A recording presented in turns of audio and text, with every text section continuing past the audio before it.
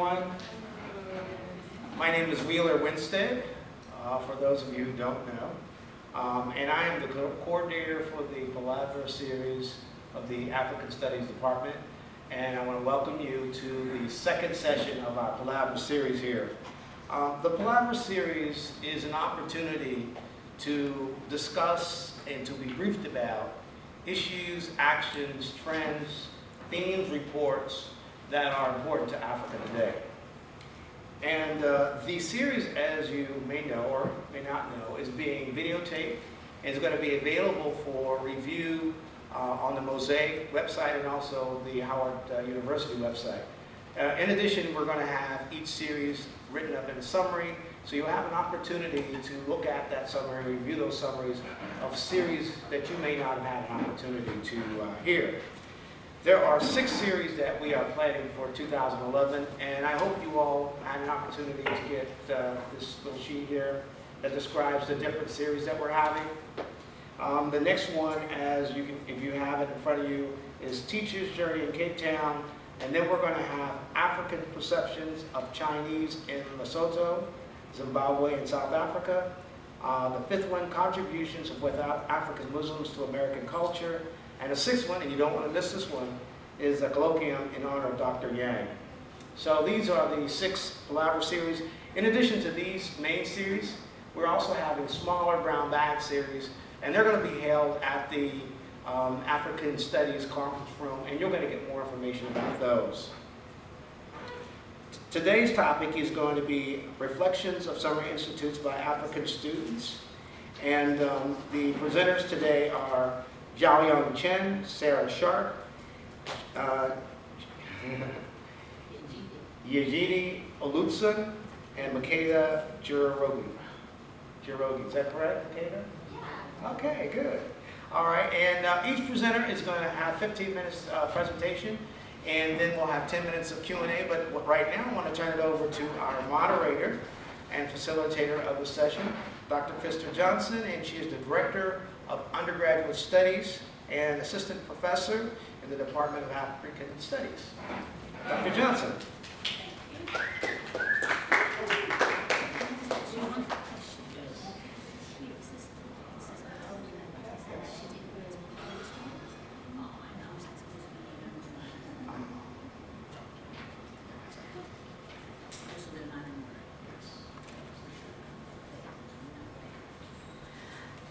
Welcome, everyone.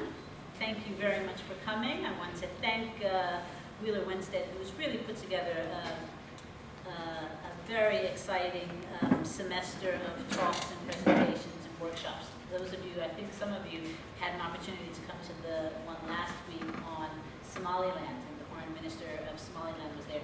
An excellent seminar, and really very insightful, and just educated all of us, I think, in the room. So I'm excited to be the moderator for this one. I want to welcome you and also acknowledge our chair slash videographer of the Department of African Studies, Dr. Bai Cham. Thank you so much for joining us as well and being here. So I will get straight to it. I'm going to introduce, I think this was, I saw this as a real great opportunity to hear about the experiences of some of our African Studies students studying abroad, but also doing some summer institutes here in the United States, but also an opportunity for those of you who are thinking, and I was hoping some more of my undergraduate students were going to come, some of you who might be thinking about doing study abroad type programs, or trying to get some information about fellowship programs that are out there. For you to maybe study abroad and do that. So these are several of our students were awarded really quite prestigious fellowships to various programs, and I'll highlight that. So you might want to catch them afterwards and also just find out some more information about the programs, and hopefully maybe in Q&A that will be an opportunity to do that as well. So our first presentation today is going to be by Ms. Xiaoyang Chen. And actually, I've known, Xiaoyang is a 4th-year PhD student here in the Department of African Studies, and I've known her for just about 4 years, I guess. Came in and was my TA, a very, very wonderful, actually, TA to have in the classroom. And I'm so sad this year I'm actually not don't have her services, so I'm struggling a little bit on my own. But Xiaoyan actually spent the summer in Senegal, in Dakar, Senegal, on a West African Research Association fellowship. And she was doing research for her dissertation, which is titled, or I guess tentatively titled maybe, Migration as a Strategy of Authentic Development, the case of Senegal. Her concentration in the Department of African Studies is in public policy and development, and we look forward to hearing what you have to say about your summer.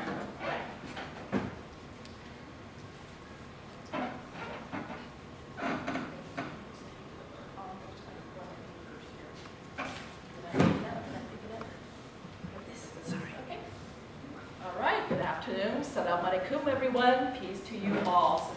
As you know, I had a chance, as Professor Johnson mentioned, I had a chance to be in Senegal this summer from June 1st to August 30th for my dissertation research. And my stay there was made possible by a pre-doctoral fellowship from the West African Research Association.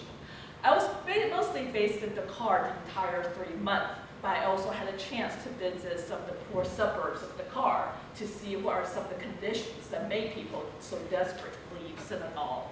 I had a chance to visit the holy city of Touba, Saint Louis, and rural areas like Kébémer and Ndiem as my project site visits. But most importantly, my objectives in my research are first to examine the relationship between migration and development. And second, to answer the question of whether migration as a strategy of development can increase Senegal's economic capacities and improve the country's overall living standards in the long run. The third is to collect the most current information regarding migration patterns and policies to combat clandestine migration, as well as to encourage people to stay in the country. And fourth, but most of all, I want to hear the voices of ordinary Senegalese on their perspectives on development and on their visions for their country's future.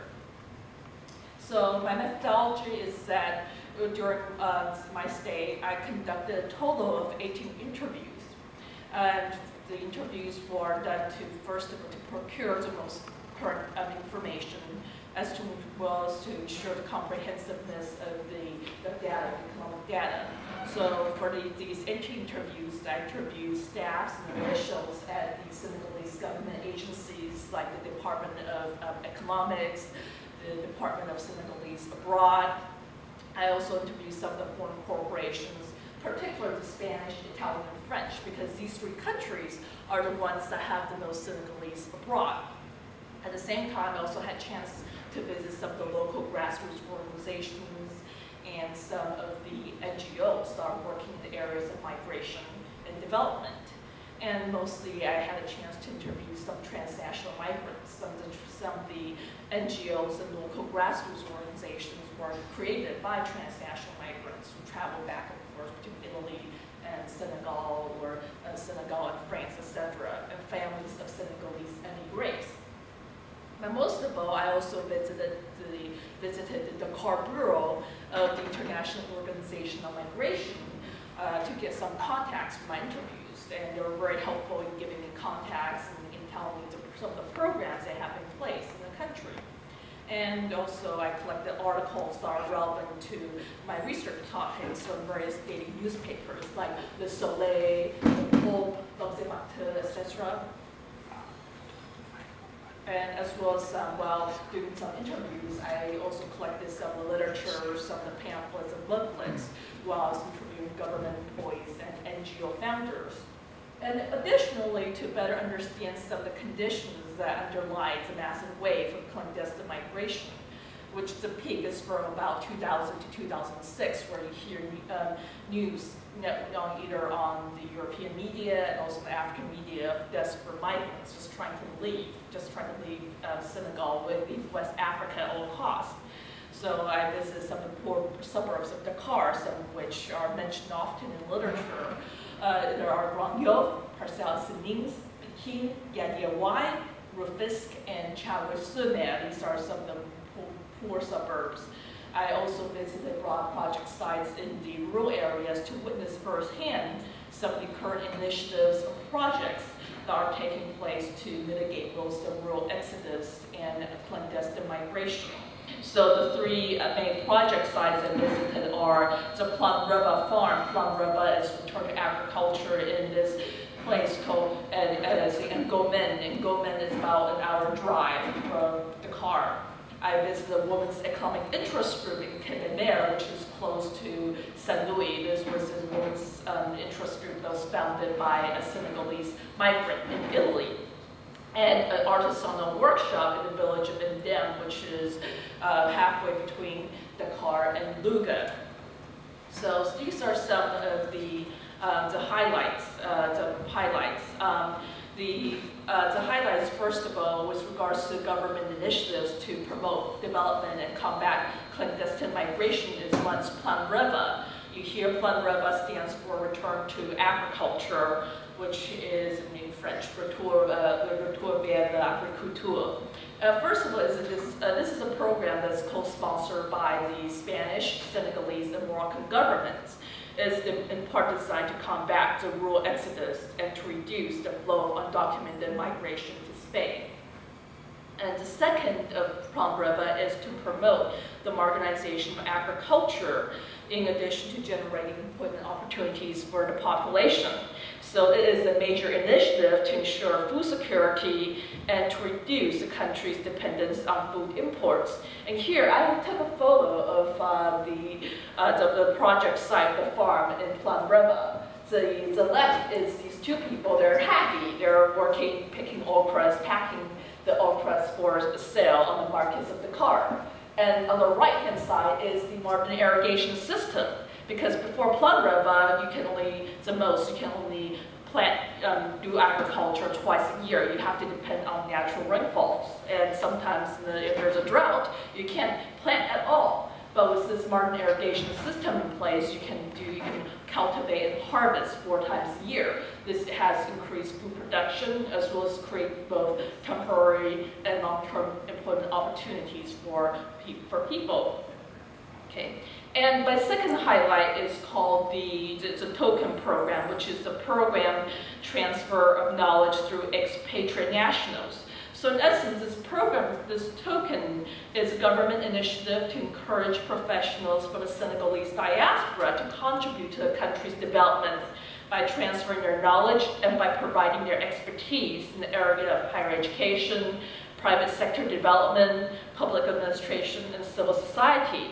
Second, it is a strategy of reducing the country's dependence on foreign experts and consultants, because after all, the Senegalese, they're the ones that will have their country of origin, the Senegal's interests at heart, rather than most foreign consultants and professionals you hear about. And the third is to motivate skilled and highly educated Senegalese immigrants to return to their native countries, because there are meaningful employment opportunities awaiting them, despite the fact that manufacturing industry and private sector may not be the most developed in Senegal.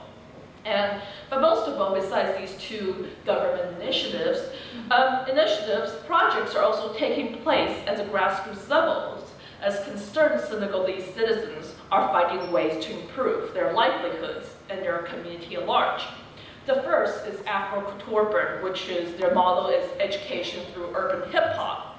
And this Afro-Couture is a hip-hop or rap group based in the poor Dakar suburb of Peking to promote local artistic talent.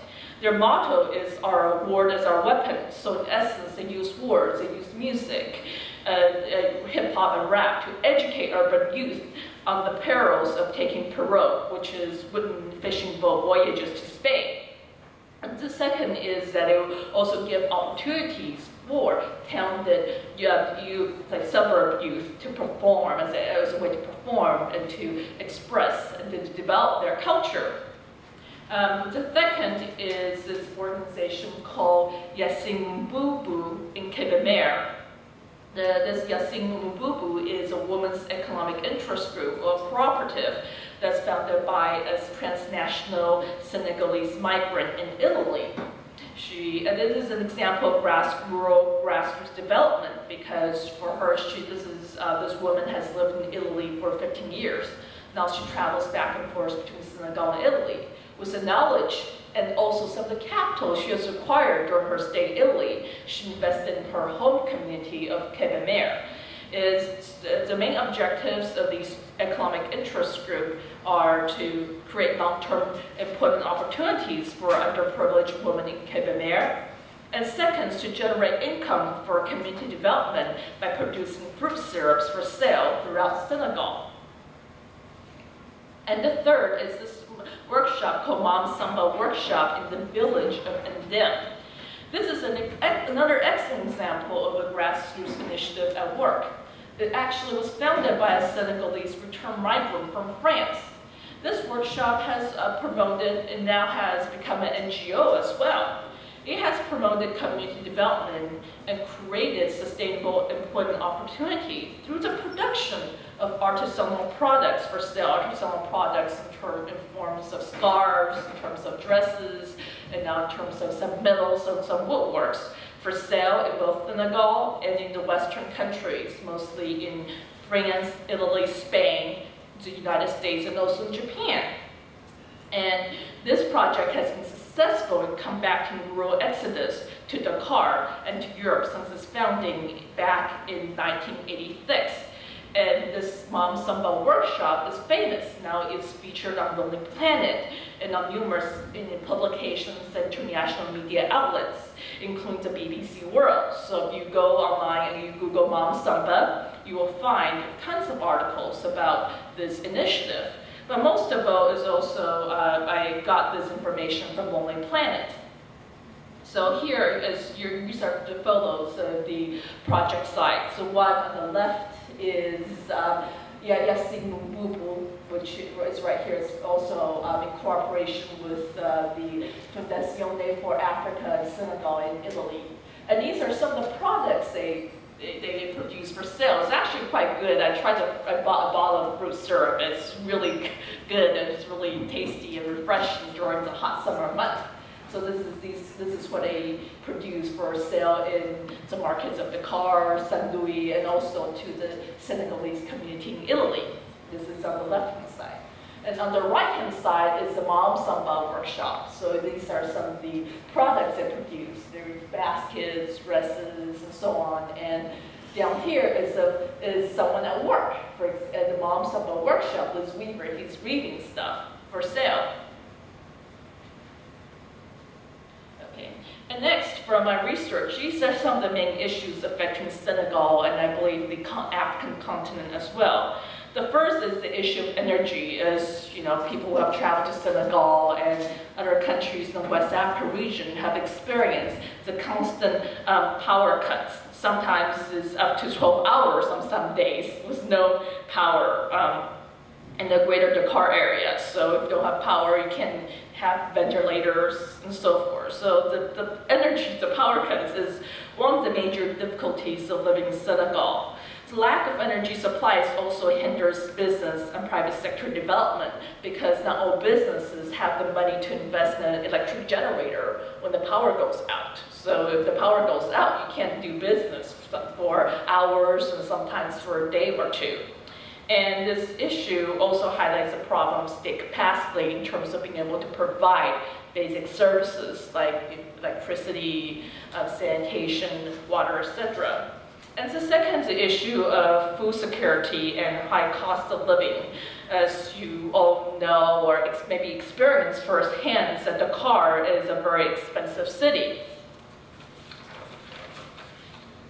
If you want, for example, a lunch meal at a decent restaurant like the Provençal, easily will cost you between $8 to $10 for lunch.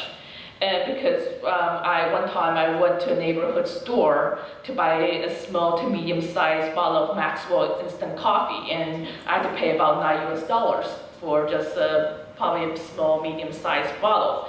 It's because everything has to be imported from the Western industrialized nations, meaning France and the United States. So if you go to a store like Casino, Supermarché Casino, or any other medium to big size supermarkets in Dakar, most of the products you find are imported from abroad. You don't really find anything that's produced locally in Senegal. So therefore, this situation reflects what Ali Mansouri and many scholars what they wrote regarding one of Africa's main developmental dilemmas is that they consume what they do not produce, but they produce what they do not consume. So one of the main goals of Yasimbubu is for projects like Palaver is to ensure food security, is to be able to produce what you actually consume and not have to rely everything on imports. And some other key main issues affecting Senegal is the lack of adequate infrastructure. Because if you go outside the center city of Dakar, if you go to some of the suburbs, there are no paved roads in the suburbs and in many rural areas of Dakar, many rural areas of the country. So that makes it hard for people to get from point A to point B. And unfortunately, there are little or no access to basic social services like sanitation and like some running water in many of the country's poor areas. So therefore, it's common to see littered and uncollected garbage on the streets, even in some affluent areas of Dakar. But most of all, what I see there is large social-economic disparities in terms of access to not just basic services, but also to supermarkets, restaurants, and other facilities that you need to go on with your day-to-day life.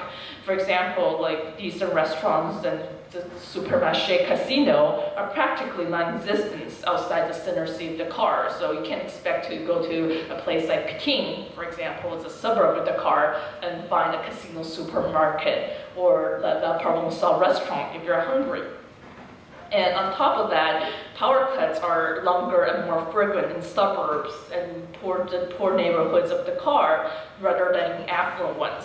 So therefore, it's common, let's say if you are in a working class neighborhood of Wakam, which is another district south of Les Almadies. Les Almadies is a pretty affluent district in Dakar. There in Wakam, power cuts can last up to 2 days. Some people in poor neighborhoods have no power for 2 days, but if you live in a more affluent neighborhood, let's say if you're in Les Almadies or in downtown Dakar, the power cut will only last 4 to 5 hours. So here I have the photo to show some of the contrast. For example, up here, the Sea Plaza, famous Sea Plaza. So you can be in Senegal and just be in the area, because the photo up here, you don't know that it's Senegal. It looks like, for example, that can look like Dubai, or that can look like I don't know, perhaps Bermuda or Orlando, Florida.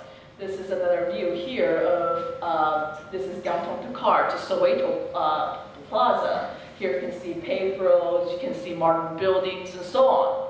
On the right-hand side, this is Charouet-sur-Mer. This is one of the poor suburbs of Dakar, which is about an hour from Dakar. And there's no sanitation. On the beach there's trash all over.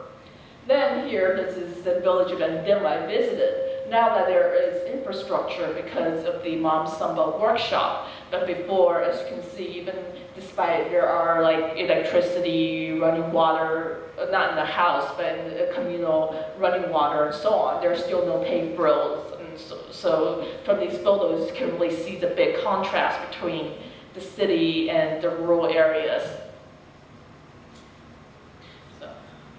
Well, tentatively, my findings are is that despite the micro-level impacts of migration, what we see in Yasimbubu in Kébémer, for example, as a strategy for macro-level development, unfortunately, it has its limitations because more needs to be done, such as improving governance, investing more in education, in order to improve the country's general living standard and address many of these of Senegal's developmental challenges.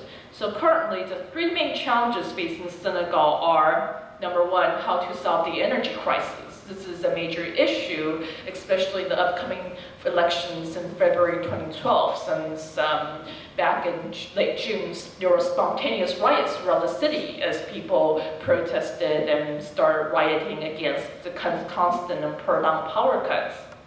Number 2 is how to further promote the development of the country's manufacturing and industrial sectors. As for now, the country has little or no industry or manufacturing, and this is going to be important to increase the country's overall economic capacities, to reduce the country's dependence on imports. And the third is how to cultivate skilled human resources in agriculture, business, higher education, as well as science and technology. Because Senegal, as a country, has talented people in almost all domains, from agriculture to art.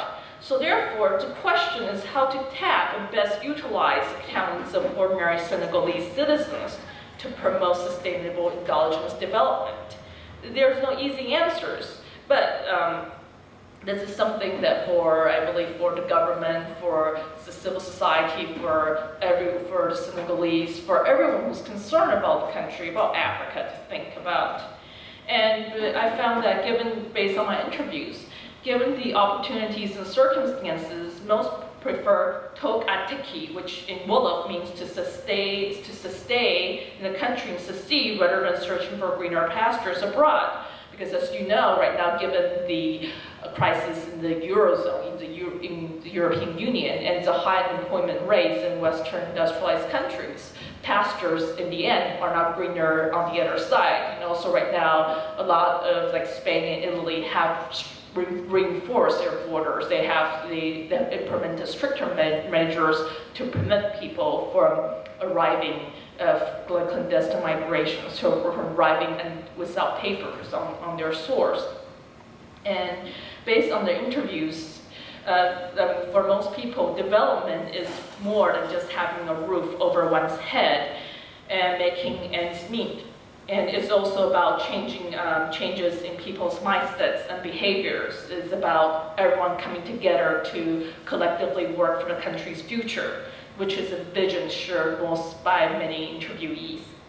And lastly, my last slide, I want to thank the following individuals for making my stay in Senegal possible: the West African Research Association, the staff and employees at the West African Research Center, Ms. Yep Batchley of the International Organization on Migration, my interpreters and assistants, Safietou Madiamberi and Abdoulaye Samba, all the interviewees, and lastly, I want to thank Willer for coordinating this Palaver series, for preparing the handouts and so forth. So thank you, everyone, for your attention.